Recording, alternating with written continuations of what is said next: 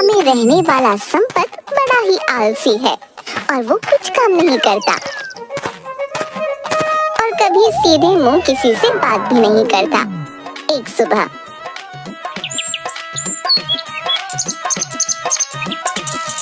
सूरज sir पर चढ़ गया है और अभी तक सो रहा है ये। उठ जा कुंभकर्ण की औलाद, और कितना सोएगा। माँ तुम तो हर समय मेरे पीछे ही पड़ी रहती हो, क्या काम है बोलो। काम कुछ नहीं है, तेरी बहन ने रोटी पका दी है, जाकर खा ले। माँ ये निकम्मा तो खा ही लेगा, तू भी तो खा ले। नहीं मैं नहीं खाऊंगी, मेरे तीर्थ पर जाने की खुशी में कपटा और उसकी बहू ने आज अपने घर पर मुझे सुबह के नाश्ते के लिए बुलाया है।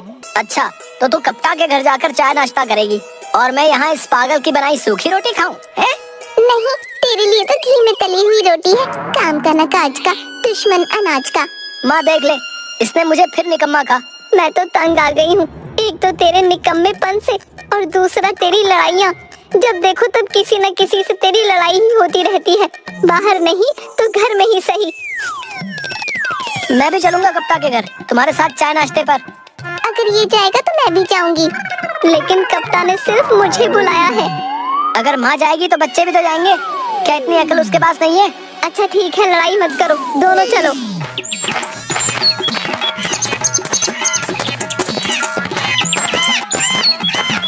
तीनों कप्ता के घर पहुंच जाते हैं। दूसरी तरफ गांव के बाहर शेरवानी पहने, गले में एक छोटा बर्तन लटकाए और हाथ में टूटा हुआ छाता लिए एक नवाब साहब आते हैं और गले में लटके बर्तन में पान थूकते हुए। मियां अस्सलाम वालेकुम। वालेकुम अस्सलाम। कौन हो भाईजान, आपको पहचाना नहीं? ये तो हमारी बेइज्जती है, हमें पहचाना नहीं। तू है कौन? तू कहीं का नवाब है क्या है जो मैं तुझे पहचान लूं? चलो मियां, तुमने अनजाने में ही सही हमें पहचाना तो सही। हम हैं रामपुर के लुटे पिटे फटीचर नवाब। तो आप है रामपुर के फटीचर नवाब हैं? एक बात बताओ नवाब साहब, अपने गांव से चलकर क्या हमारे गांव में भुट्टे भुनने आए हो क्या है? अरे भाईजान, हमारे रामपुर में हमारी थोड़ी तबीयत खराब हो रही थी, इसलिए हमने सोचा कि किसी दूसरे गांव में मेहमान बनकर आराम से 4-5 महीने बढ़िया दावत उड़ाते हैं, इसलिए हमें अपना मेहमान बना लो मियां। अरे वाह वाह, जानना पहचान, तू बन जा मेरा मेहमान। और नवाब साहब गलती से भी मेरे घर मत आना। क्यों भाई क्यों, ऐसा क्या है तुम्हारे घर? मेरे घर में मेरी बीवी है, वो एक नंबर की ना चुड़ैल है, सुबह उठकर मेरे 4 बेलन लगाती है। अगर तू मेरे घर मेहमान बनकर आ गया ना, तुझे तो कम से कम 10 बेलन लगाएगी, समझा? गलती हो गई मियां, जो मैंने आपसे मेहमान बनने के लिए कहा, मुझे माफ करो है। नहीं, अब तो तू चल मेरे घर मेहमान बनकर चल। नहीं, मुझे माफ कर दो मियां, माफ कर दो। नवाब वहाँ से भाग जाता है। दूसरी तरफ कप्ता के घर संपत, उसकी माँ और उसकी बहन पहुँचते हैं। अरे बड़ी देर लगा दी चाची आने में, हम तो कब से तुम्हारी राह देख रहे थे। हाँ बेटा, देर हो गई, कुछ काम करने लगी थी। बैठो बैठो चाची, अच्छा किया जो तुम अपने साथ इन दोनों को भी ले आई। बैठो, तुम दोनों भी बैठो। देखा माँ, तू तो हमें ला ही नहीं रही थी, ये देख हम दोनों के आने से कप्ता भाई कितना खुश है। तभी कप्ता की पत्नी अंदर से चाय नाश्ता लेकर आती है। जलेबी और बिस्किट भी लाई हो भाभी? हाँ संपत, बिल्कुल खाओ, गरम है, गर्मा गर्म समोसे जलेबी। समोसे तो बड़े स्वादिष्ट हैं। हाँ चाची, गजरौला से लेकर आया हूँ खास तुम्हारे लिए। तीनों मजे से नाश्ता कर रहे होते हैं। चाची, तुम्हारे तीर्थ पर जाने की खुशी में हमने ये चाय पार्टी रखी है। तीर्थ पर जाना तो भगवान के दरवाजे पर हमारे लिए भी प्रार्थना करना। हाँ चाची, क्या पता आपकी प्रार्थना से ही भगवान हमारी सुन ले। जरूर बेटा, तुम भी तो मेरे बच्चों जैसे ही हो। कप्ता भाई, तुम तो कह रहे हो कि चाय पार्टी, लेकिन चाय तो यहाँ है ही नहीं। अरे चाय कहाँ रह गई? चाची के आने की खुशी में मैं तो चाय लाना ही भूल गई, अभी लेकर आती हूँ। एक बात बता कप्ता भाई, ये समोसे और चाय बिस्कुट में ही भगवान से अपनी बात मनवाएगा या कुछ खाने का भी इंतजाम है? बेटा बस कर, दूसरों के घर आए हैं, थोड़ी शर्म तो कर।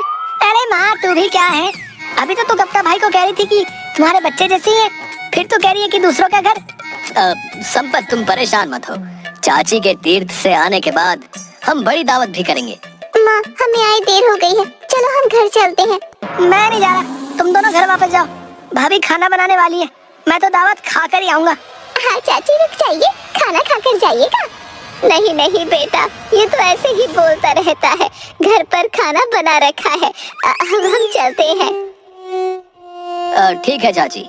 संपत जाते हुए प्लेट में रखे समोसे हाथ में लेकर भाग जाता है। ये संपत भी बड़ा अजीब है। सही कहती हो, चाची भी इसकी हरकतों से बड़ा परेशान रहती हैं। मैं बाजार जाकर आता हूँ। कप्ता बाजार निकल पड़ता है। दूसरी तरफ नवाब साहब भागते हुए बड़बड़ करते आ रहे होते हैं और उधर दूसरी तरफ से कप्ता बाजार जा रहा होता है। बीच में दोनों टकराते हैं।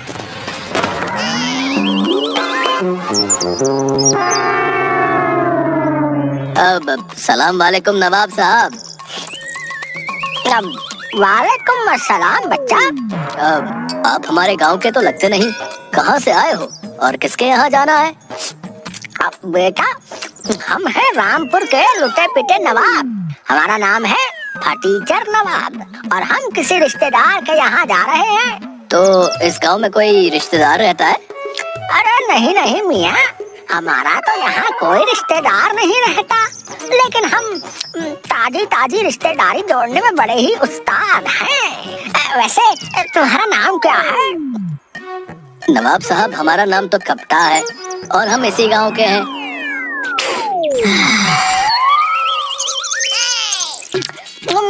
तुम शेखोपुरा के हो? शेखोपुरा से तो हमारे अब्बू की फूफी हुआ करती थी, उनका ब्याह जो है, उनका ब्याह यहाँ हुआ था शेखोपुरा में। उस हिसाब से तुम हमारे अब्बू के फूफी के ससुराल वाले हो।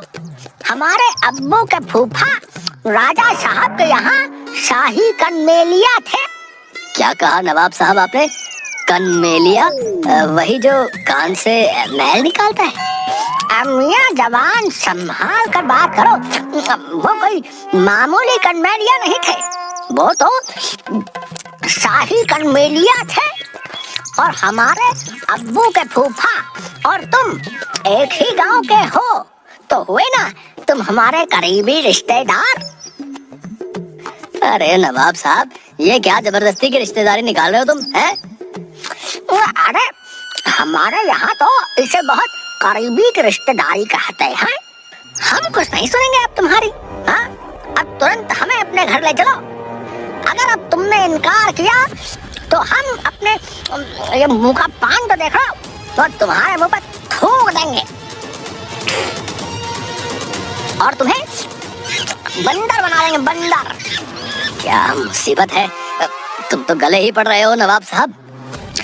अब तुम चाहे हमें गले पड़ा समझो या सर चढ़ा समझो, अब तो हम मेहमान बनकर तुम्हारे ही घर जाएंगे। हाँ, नवाब साहब जबरदस्ती कप्ता के घर मेहमान बनकर चल देते हैं।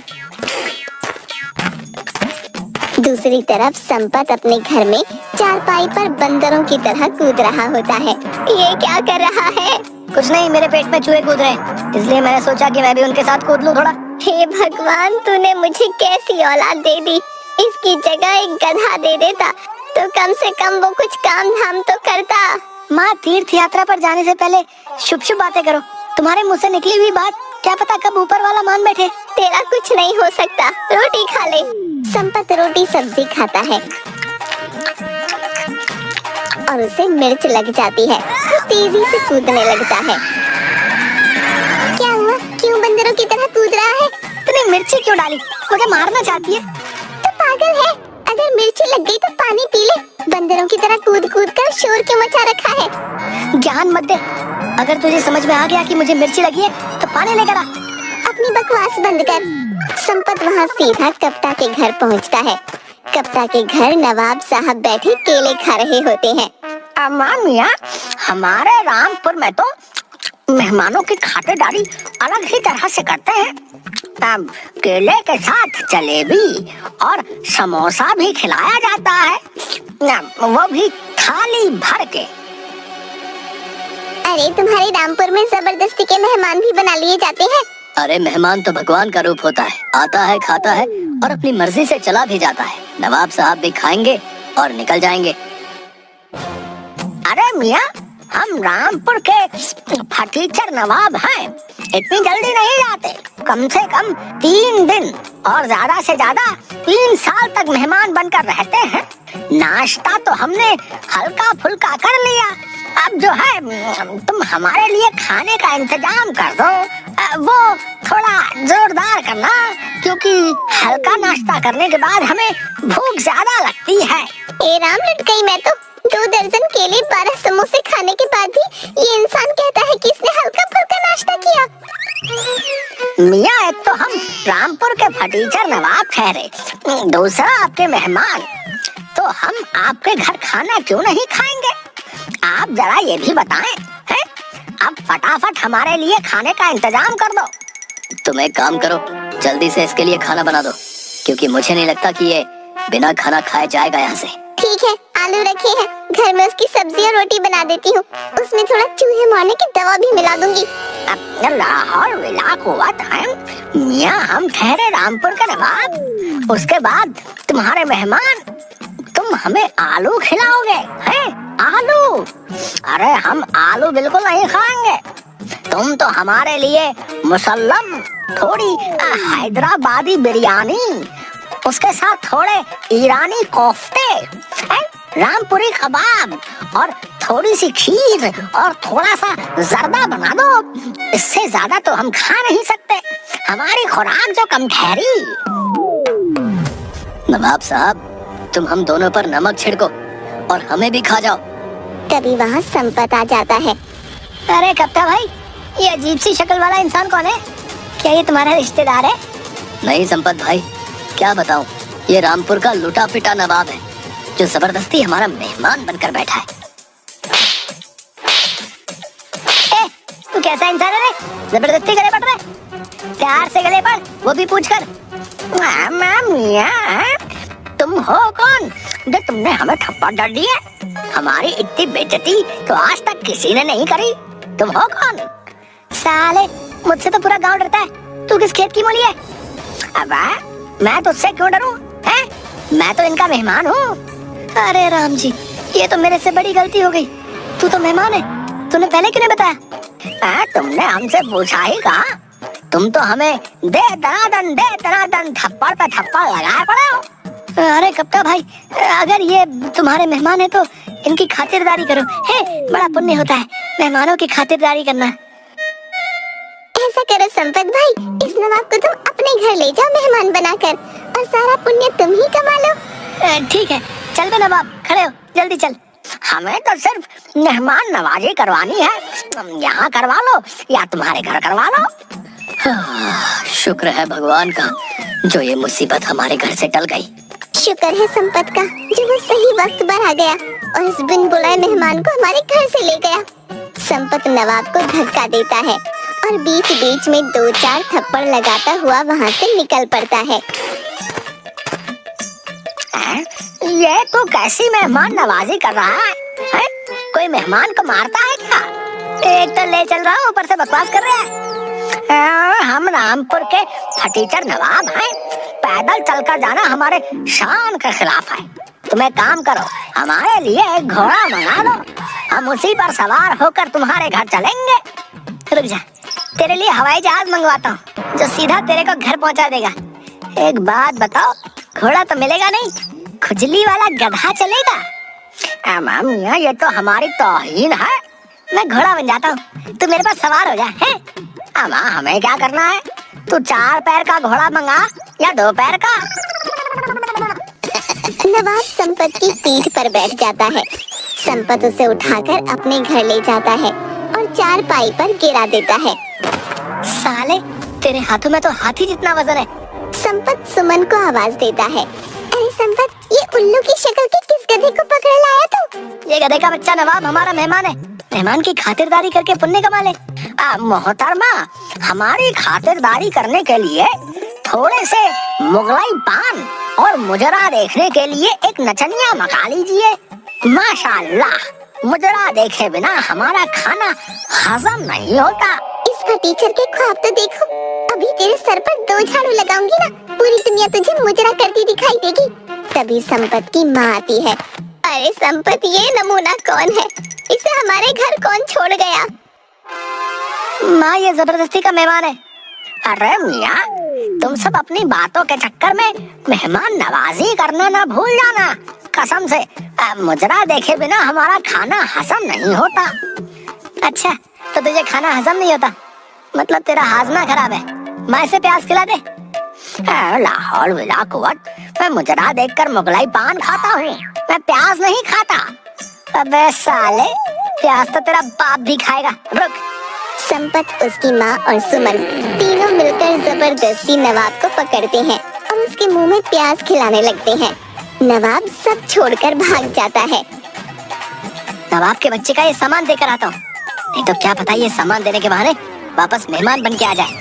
नवाब भागता हुआ कप्ता से टकरा जाता है।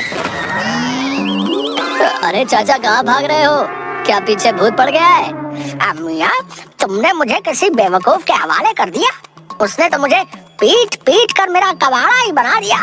मैं तो यहाँ नहीं रुकने वाला। तू कहीं नहीं जाएगा चाचा, तू अब यहीं रहेगा। तभी संपत आ जाता है। साले, अपना सामान छोड़कर कहाँ भाग रहा है? अपना सामान लेकर जा। हाँ भाई संपत, नवाब का सामान इसके सर पे दे दे, नहीं तो क्या पता ये पुलिस लेकर आ जाए। हाँ कप्ता भाई, ये तो तू सही कह रहा है। और वैसे भी अभी इसकी थोड़ी मेहमान नवाजी बाकी है। नवाब की छतरी और थूकदान लेकर और नवाब को 2 थप्पड़ लगाता है। कप्ता और संपत दोनों मिलकर नवाब की पिटाई करते हैं। नवाब किसी तरह अपनी जान बचाकर वहाँ से भागता है और फिर कभी किसी के घर मेहमान बनकर नहीं जाता।